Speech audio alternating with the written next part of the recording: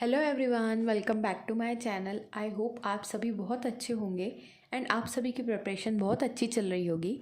So recently मैंने current affairs and reasoning की strategy video upload की थी एंड साथ ही साथ मैंने उसके पहले 2024 के एग्ज़ाम्स को टारगेट करते हुए बिगिनर्स के लिए एंड रिपीटर्स के लिए एंड आरआरबी पीओ के एग्ज़ाम्स के लिए भी मैंने स्ट्रैटेजी वीडियोस अपलोड की थी, जिसमें मुझे आप लोगों का काफ़ी अच्छा रिस्पांस मिला। एंड साथ ही में मुझे बहुत कमेंट्स आए कि इंग्लिश की एंड क्वांट्स की स्ट्रैटेजी बताओ एंड बुक्स के ऊपर भी वीडियो बनाओ। ये तीनों के लिए सबसे ज़्यादा कमेंट्स आए हैं मुझे। तो टेंशन मत लीजिए, मैं धीरे धीरे करके एक एक कवर करते जाऊंगी। आज इस वीडियो में मैं इंग्लिश की स्ट्रैटेजी बताने वाली हूँ इसमें, एंड नेक्स्ट मैं क्वांट्स की स्ट्रैटेजी भी बताऊंगी आप लोगों को। तो अगर आप मेरे चैनल पर नए हैं एंड आपने सब्सक्राइब नहीं किया है तो ज़रूर से सब्सक्राइब कर लेना। आगे आने वाली वीडियो आपके लिए डेफिनेटली बहुत हेल्पफुल होगी, क्योंकि मैं बहुत अच्छी चीज़ें बताने वाली हूँ आप लोगों को, जैसे मॉक टेस्ट को कैसे एनालिसिस करना है एंड मेंस एंड प्रीलिम्स को साथ में कैसे बैलेंस करना है। सब कुछ मैं आपका सिलेक्शन तक के जो भी स्ट्रैटेजीज लगती है वो मैं बताऊँगी। तो बिना कुछ देर किए चलिए वीडियो को स्टार्ट करते हैं। तो आज इस वीडियो में मैं आप लोगों को डिटेल्ड इंग्लिश की स्ट्रैटेजी बताऊंगी। ये स्ट्रैटेजी आपके प्रीलिम्स एंड मेंस दोनों के लिए काम आएगी। प्रीलिम्स एंड मेंस के इंग्लिश की स्ट्रैटेजी में बस एक ही फ़र्क होता है कि जो लेवल ऑफ क्वेश्चंस आप प्रीलिम्स के लिए कर रहे हो, सिमिलर टॉपिक्स के हाई लेवल के क्वेश्चंस आपको मेंस के लिए करने होते हैं। जैसे आपने मान लीजिए प्री लेवल की आरसी की, उसी को अब मेंस लेवल का आपको करना पड़ेगा। मीन्स आपको प्रैक्टिस हाई लेवल क्वेश्चंस की करनी पड़ेगी एंड एक दो टॉपिक एडअप हो जाते हैं। बाकी ये तो मैंने प्रीलिम्स के हिसाब से ही बनाया था, बट इन्हीं टॉपिक्स के अगर आप हाई लेवल ऑफ क्वेश्चंस को सॉल्व करते हो तो वो आपकी मेंस की प्रैक्टिस हो जाएगी। तो आज इस वीडियो में मैं आप लोगों को सोर्सेज भी बताऊंगी। उनमें से एक सोर्स में तो अभी फ़िलहाल एक ऑफ़र भी चल रहा है बहुत ही अच्छा, जिसमें आपको बहुत ही कम प्राइस में उनका सब्सक्रिप्शन मिल जाएगा। तो मैं अभी ही बता देती हूँ आप लोगों को। स्मार्ट कीड़ा मैं ऑलवेज़ हमेशा अपने वीडियोस में रिकमेंड करती हूँ। आप में से जो भी मेरे पहले के सब्सक्राइबर्स हैं उनको भी पता होगा। मैं दो चीज़ें उसमें सबसे ज़्यादा रिकमेंड करती हूँ। एक है उनका टॉपिक टेस्ट एंड दूसरा है उनका current affairs mock drill. And in दोनों के लिए, खासकर कि करंट अफेयर्स मॉक ड्रिल के लिए, मुझे बहुत सारे बच्चों का पॉजिटिव रिस्पांस भी मिला। तो उनके वेबसाइट पे अभी शिवरात्रि का ऑफर चल रहा है, जहाँ पे आपको डायरेक्टली 25% ऑफ मिल जाएगा। जो भी कोड्स हैं एंड लिंक है मैं नीचे डिस्क्रिप्शन बॉक्स में एंड कमेंट में भी मेंशन कर दूंगी, पिन कर दूंगी मैं, एंड आप स्क्रीन पर भी देख सकते हो। तो ये ऑफ़र 10 मार्च को दोपहर 12 बजे ख़त्म हो जाएगा। तो ये ऑफ़र अच्छा है, मिस मत करना। सारी डिटेल्स मैंने नीचे डिस्क्रिप्शन में मेंशन कर दी है। जो भी आप लोगों में से प्लान कर रहे थे उनका मॉक ड्रिल, मॉक टेस्ट या टॉपिक टेस्ट परचेज़ करने के लिए, अभी बहुत अच्छा टाइम है, आप डेफिनेटली बाय कर सकते हो। तो चलिए वीडियो को स्टार्ट करते हैं। सबसे पहले आप लोगों को पता होना चाहिए, जब भी आप कोई भी एग्ज़ाम्स की प्रिपरेशन कर रहे हो या कोई भी सेक्शन की प्रिपरेशन कर रहे हो, तो आपको अपने सिलेबस पता होना चाहिए। तो आप क्या करेंगे, सिलेबस को आप डाउनलोड करके रख लीजिए। एंड अगर आप 2024 के एग्ज़ाम्स को टारगेट कर रहे हो तो आई होप कि अभी तक आपने पढ़ना तो स्टार्ट कर ही दिया होगा एंड आपको सिलेबस का आइडिया तो ज़रूर हो गया होगा। तो ये सिलेबस का आप स्क्रीनशॉट ले सकते हो। ये मेनली अभी प्रीलिम्स फोकस्ड सिलेबस है। ये मेंस के सिलेबस में 2-3 टॉपिक ऐड हो जाते हैं एंड यही थोड़ा हाई लेवल का हो जाता है। अब बात करते हैं कि इंग्लिश की स्ट्रैटेजी में आपने ऑलमोस्ट सारी ही वीडियोस में ये चीज़ सुनी होगी कि इंग्लिश में जो सबसे ज़्यादा इम्पॉर्टेंट होता है वो होता है आपका रीडिंग। ये क्यों बोलते हैं वो मैं दिखाना चाहती थी आपको, इसलिए मैंने यहाँ सिलेबस मेंशन किया हुआ है। देखिए, ये जो है सिलेबस में रीडिंग कॉम्प्रिहेंशन है, जो आपका रीडिंग से इम्प्रूव होगा। वोकैबुलरी रीडिंग से इम्प्रूव होगा। Phrase replacement, sentence improvement, para jumble, cloze test, spelling errors. तो जब आप रेगुलरली पढ़ना स्टार्ट करोगे तो आप बहुत सारे वर्ड्स से गो थ्रू भी करोगे, तो उससे भी आपको जो भी वर्ड्स में स्पेलिंग एरर्स है वो भी आपको पता चलने लगेगा। आपको खास करके cloze test, spelling errors and sentence rearrangement में सबसे ज़्यादा हेल्प मिलेगी। इसके साथ साथ रीडिंग कॉम्प्रिहेंशन में भी सबसे ज़्यादा हेल्प मिलेगी रीडिंग से। सेंटेंस कंप्लीशन, ये सब जो है आपका रीडिंग से ही इम्प्रूव होता है। बस यहाँ पे एक जो है एरर डिटेक्शन, वो उसके लिए आपको ग्रामर पढ़ने की ज़रूरत होती है। तो आप यहाँ से ही देख सकते हो कि जो आपका 95% ऑफ सिलेबस है वो सिर्फ आप अपनी रीडिंग से ही कंप्लीट कर सकते हो। रीडिंग को स्ट्रॉन्ग करके, रेगुलरली रीडिंग करके, इससे आप 95% ऑफ सिलेबस इंग्लिश का कवर कर सकते हो। बाकी का जो 5% है वो है ग्रामर। अब आपके मन में डाउट आएगा कि क्या हमको ग्रामर स्किप करना चाहिए? तो नहीं करना चाहिए। भले आपके 5 क्वेश्चंस आएंगे यहाँ पे एरर डिटेक्शन से, बट ये जो नंबर है मेंस में बढ़ जाएगा। एंड एरर डिटेक्शन आपको आना ही चाहिए, क्योंकि बाकी के जब आप आरसी वगैरह भी पढ़ोगे, जो फिलर्स होते हैं एंड जो fill in the blanks type के क्वेश्चंस होते हैं, उसमें भी आपको हेल्प करता है कहीं ना कहीं ग्रामर। ये जब आप पढ़ना स्टार्ट करोगे एंड 1-2 महीना आपकी पढ़ाई हो जाएगी इंग्लिश में, तब आपको समझ में आएगा मैं क्या बोल रही हूँ। इसलिए स्किप तो बिल्कुल कुछ भी नहीं करना है। कोई भी टॉपिक हो, कोई भी सेक्शन हो, स्किप कुछ नहीं करना है, क्योंकि आपके पास सफिशिएंट टाइम है। अब बात करते हैं इंग्लिश में, तो आपको इन 2 चीज़ों के ऊपर सबसे ज़्यादा ध्यान देना है। इन सब पे ध्यान देना ही है, पर जो एक्स्ट्रा फोकस जो अलग से देना है वो है reading comprehension and error detection में। रीडिंग कॉम्प्रिहेंशन आपको अलग से डेली इसकी प्रैक्टिस करते रहना है, क्योंकि ये जो है आपका मेंस में हेल्प करेगा। एंड सिमिलरली एरर डिटेक्शन जो है ग्रामर से रिलेटेड है, तो ये भी आपका मेंस में ज़रूर हेल्प करेगा, क्योंकि मेंस में भी इसका लेवल ऊपर हो जाता है। अब बात करते हैं स्ट्रैटेजी की। तो मैंने अभी आपको बताया था सबसे ज़्यादा जो होता है वो होता है इंपॉर्टेंट रीडिंग। तो अब आपके मन में आएगा क्या रीड करना है? तो सबसे ज़्यादा इम्पॉर्टेंट जो है वो रीड करना है आपको, वो है एडिटोरियल्स। डेली आपको कोशिश करनी है कि 2 से 3 एडिटोरियल आप डेली सुबह उठने के बाद, करंट अफेयर्स आप पढ़ोगे, उसके बाद आपको सीधे एडिटोरियल रीडिंग करनी है। आप डेली 2 से 3 एडिटोरियल पढ़ोगे। कहाँ से पढ़ सकते हो? द हिंदू से पढ़ सकते हो, times of India, Indian express and the economic times. ये बहुत ही अच्छे ऑप्शंस अवेलेबल है आपके पास। आपको कुछ नहीं करना है, आप सीधे गूगल पे जाइए एंड सर्च करिए टुडेस एडिटोरियल द हिंदू या today's editorial times of India. And मेरे टेलीग्राम चैनल पर भी ज्वाइन कर लेना। एंड मेरा टेलीग्राम चैनल जो है वो भी ज्वाइन कर लेना। वहाँ पे भी कुछ बच्चे एडिटोरियल शेयर करते हैं एंड कुछ लिंक्स वगैरह भी शेयर करते हैं, जहाँ पे रेगुलर बेसिस पे आपको फ्री ऑफ कॉस्ट एडिटोरियल्स मिल जाएगी। मेरे टेलीग्राम चैनल का लिंक जो है मैंने नीचे डिस्क्रिप्शन में मेंशन किया हुआ है। इसके बाद आपको क्या करना है, रीडिंग कॉम्प्रिहेंशन जो होता है इसके पैसेजेस आपको सॉल्व करने हैं। डेली आपको स्टार्टिंग में 2 पैसेजेस आपको सॉल्व करने हैं प्रीलिम्स लेवल के। जब आपका प्रीलिम्स में इंग्लिश में अच्छा स्कोर आने लगेगा, अच्छा परसेंटाइल आने लगेगा एंड आपको लगेगा कि अब मुझे मेंस लेवल की तैयारी भी साथ ही साथ करनी है, तब आपको क्या करना है, प्रीलिम्स का 1 पैसेज आप सॉल्व करोगे, बाकी मॉक से तो आपकी प्रैक्टिस हो ही जाएगी। इसके बाद आप क्या करोगे, 2 जो है मेंस लेवल की आरसी डेली आपको प्रैक्टिस करनी है। तो ये तभी हैबिट में आएगा मेंस लेवल का, जब आप प्री लेवल का और आरसी जो है डेली सॉल्व करना स्टार्ट करोगे। ये जो है आपका रीडिंग का ही दूसरा पार्ट हो जाएगा, क्योंकि ऑब्वियसली इसमें जो पैसेजेस होंगे वो भी आप रीड करोगे, उससे भी आपकी कॉम्प्रिहेंशन स्किल्स बहुत इंप्रूव होगी। इसके बाद है आपको क्या करना है, निमिषा मैम की चेकलिस्ट आपको डेली सॉल्व करनी है। अगर आप डेली नहीं भी कर पाते हो तो मैं आपको बोलूँगी एटलीस्ट ऑल्टरनेट डेज आप ज़रूर सॉल्व करिए। एंड अगर आपकी इंग्लिश एवरेज है या फिर वीक है तो आपको ज़रूर से इनकी चेकलिस्ट सॉल्व करनी चाहिए। मेरे टाइम पे इनिशियली इनकी चेकलिस्ट नहीं थी, बट आप लोग बहुत फॉर्चुनेट इनफ हो कि आपके पास ये checklist free of cost available है। ये जो है उनके टेलीग्राम चैनल पर मिल जाएगा। निमिषा मैम की जो टेलीग्राम चैनल है उसमें आप जाकर देख सकते हो। अभी मुझे ये नहीं पता है कि वो अभी भी ये कंटिन्यू रेगुलरली अपलोड कर रहे हैं कि नहीं, पर पुराना वाला भी आपको मिल जाएगा, वहाँ से आप स्टार्ट करिए। इसके बाद आता है आपका बुक्स से भी आप आरसी, जो मैं बोली हूँ कि आरसी के पैसेजेस आप सॉल्व करिए, ये जो है आप बुक्स से भी सॉल्व कर सकते हो। बुक्स आगे कौन कौन सी है मैं बताऊँगी आप लोगों को, तो वो कोई भी बुक उठा लो जो अच्छी बुक है, मैं आपको बताऊँगी अभी। उसमें डेली आप आरसी सॉल्व कर सकते हो।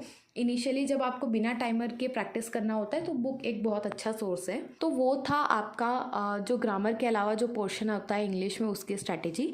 अब बात करते हैं हम ग्रामर की। ग्रामर में आपको क्या करना है, सबसे पहले आपको ग्रामर रूल्स कंप्लीट करने हैं। कहाँ से आप कर सकते हो, वीडियोस देखिए, यूट्यूब पे ample amount of videos available है। इसके लिए आपको पेड सब्सक्रिप्शन खरीदने की ज़रूरत नहीं है। यूट्यूब पे सर्च करो, बहुत सारी मैराथन वीडियोस मिल जाएगी। 120 रूल्स ऑफ ग्रामर का भी बहुत सारी वीडियोस आपको मिलेगी। आप यूट्यूब पे फ्री ऑफ कॉस्ट ये टॉपिक कंप्लीट कर सकते हो इजीली। इसके बाद जो दूसरा सोर्स है आपका वो है 120 रूल्स ऑफ ग्रामर। अगर आपका विश है कि नहीं मुझे वीडियोस से नहीं पढ़ना है, पर मुझे अपना खुद से पढ़ना है, बुक से कोई हो तो मैं पढ़ लूँगा, तो 120 रूल्स ऑफ ग्रामर ये भी निमिषा मैम की बुक है। इसका जो PDF है मेरे टेलीग्राम चैनल पर आपको मिल जाएगा, वो ज़रूर आप ज्वाइन कर लेना। जो भी बुक्स की PDFs अवेलेबल होती है मैं वहाँ भेज देती हूँ, तो वो बुक का प्रिंट आउट भी निकाल सकते हो, या फिर आप PDF फॉर्मेट में ही डेली आपको क्या करना है, 10 to 15 रूल्स आपको डेली पढ़ना है। एंड इसको आपको क्या करना है, वीकेंड पे आपको रिवाइज करना है, वरना आप जो भी पढ़े हैं वो आप भूलते जाओगे। तो मान लीजिए अगर आप वीडियो सोर्स फॉलो कर रहे हो, तो आपने मान लो मैराथन वीडियो देखना स्टार्ट किया है, तो उसके आप क्या करना, नोट्स ज़रूर बना लेना। यही नोट्स आप क्या करेंगे वीकेंड पे, एंड एक बार जब आपका वीडियोस देखना कंप्लीट हो जाएगा, इसको आप रिवाइज कर सकते हो। ये नोट्स आप क्विक रिवीजन करके अपना पूरा ग्रामर एक बार में रिवाइज कर सकते हो। अब मैं आपको बताती हूँ कि इंग्लिश मैंने आपको स्ट्रैटेजी बता दी ग्रामर का कैसे करना है, एंड रीडिंग में आपको क्या करनी है। अब आपको मैं बता देती हूँ कि टू डू लिस्ट डेली आपकी क्या होनी चाहिए, क्या फॉलो करना है आपको। तो डेली मैंने आपको बताया था कि 2 से 3 एडिटोरियल आपको पढ़ना है। इसके लिए अगर आपको इनिशियली बहुत ज़्यादा प्रॉब्लम आती है तो आप इसके लिए वीडियोज़ देख सकते हो। निमिषा मैम की भी आती है, तरुण सर की भी आती है, बहुत सारे टीचर्स हैं जो एडिटोरियल को पूरा समझाते हैं, उसके वोकेबलरी के वर्ड्स भी आपको बताते हैं। तो आपको क्या करना है, इनिशियली आप वीडियोस देखिए, बट कुछ टाइम बाद आपको इसको स्टॉप करना होगा एंड आपको सेल्फ स्टडी करनी पड़ेगी। आपको खुद से एडिटोरियल पढ़ना पड़ेगा, वरना आप वीडियोस पे ज़्यादा डिपेंडेंट होंगे तो बाकी सब्जेक्ट्स को आपको टाइम नहीं मिलेगा, एंड आपका जो स्किल है, रीडिंग स्किल है, कॉम्प्रीहेंशन स्किल है, वो इम्प्रूव नहीं हो पाएगा, क्योंकि आप अगले पे डिपेंडेंट हो कि अगला समझा रहा है।